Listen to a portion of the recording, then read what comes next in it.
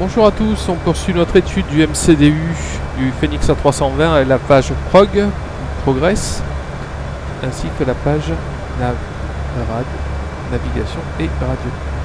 Alors une fois qu'on a cliqué sur le bouton Prog, on voit apparaître sur la première ligne des niveaux de vol. Alors le premier niveau que nous voyons en bleu clair, c'est marqué FL360. C'est le niveau que nous avons sélectionné, c'est notre niveau de croisière, Cruise, CRZ. Le deuxième niveau, qui est marqué en vert, est un niveau qui est calculé par le FMGC d'après les données que nous lui avons données, en particulier le poids, l'altitude de décollage, etc. Et il nous donne un niveau optimum de vol qui est là, le niveau 350. Donc là, on voit que j'ai fait une erreur, puisque mon niveau de vol importé de SimBrief est au 360, alors que normalement, je ne devrais pas être au-dessus du 350. Alors ce niveau peut aussi varier au fur et à mesure qu'on va délester du fuel, puisque au plus on va s'alléger, au plus on va pouvoir monter. Donc l'optimum va probablement évoluer si on fait des vols assez longs.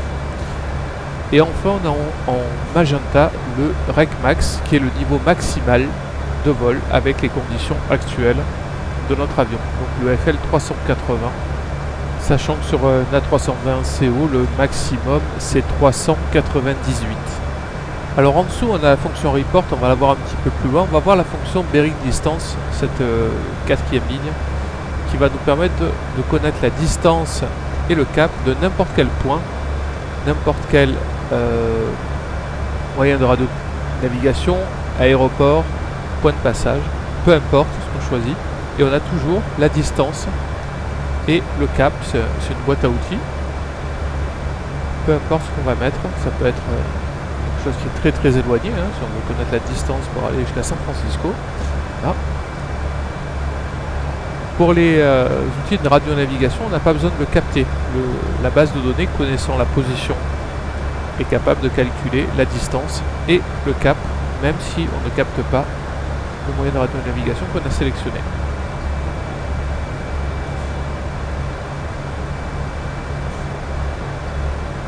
Autre fonctionnalité de la page Prog, c'est le prédictif GPS. Alors le prédictif GPS va permettre de savoir à l'avance si les données GPS seront disponibles, par exemple quand on va arriver sur notre destination qui est Lowy, Innsbruck. On voit que en dessous de ETA, il y a un Y vert qui nous indique donc que les données seront disponibles à ce moment-là, mais on voit que 5 minutes avant ou 5 minutes après, elles ne le seraient théoriquement pas. Alors pourquoi? Parce que peut-être il y a un satellite qui ne sera pas en vue, ou il y a peut-être du brouillage prévu, des choses. C'est un peu particulier sur le Phénix, je ne sais pas comment il peut simuler ça. Alors ces données sont extrêmement importantes si on fait une approche forcément avec les données satellites. Donc les approches satellites, si on n'a pas les données au moment où on fait l'approche, c'est compliqué. Autre chose qu'on peut faire depuis cette page, on peut aussi demander pour n'importe quel point et à une heure donnée, est-ce que les données satellites là aussi seront disponibles.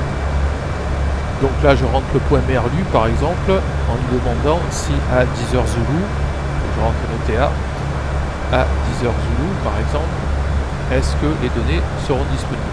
Et là on voit qu'au moment où je le survolerai, a priori elles ne le seront pas puisque j'ai un orange.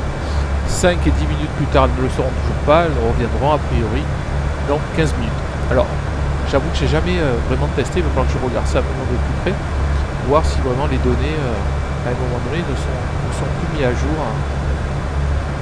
à certains moments. Il est possible que le Phénix simule ça, ça serait vraiment très bien.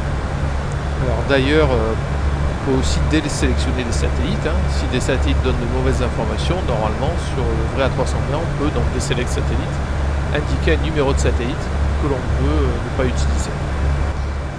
Alors il existe aussi une fonction qui s'appelle Report, qui permet de transmettre en général à la compagnie à un moment donné pour lui indiquer où nous sommes. Il y a une transmission automatique qui se produit et on peut déclencher manuellement une transmission. Là le bouton Send n'apparaît pas, ce qui est logique puisqu'il n'y a pas de compagnie derrière en réel qui va recevoir ça.